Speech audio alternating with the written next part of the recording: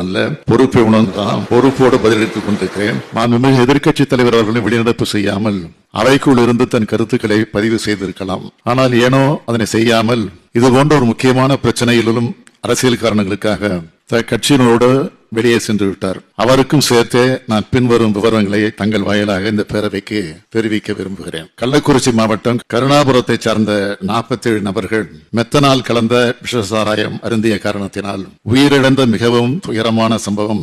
அது குறித்து உங்களைப் போலவே நானும் மிகுந்த வேதனையும் வருத்தமும் அடைகிறேன். இந்த சம்பவம் தொடர்பாக கோவிந்தராஜ் என்கிற கண்ணுக்குட்டி என்பவர் காவல்துறையினரால் உடனடியாக கைது செய்யப்பட்டிருக்கிறார்.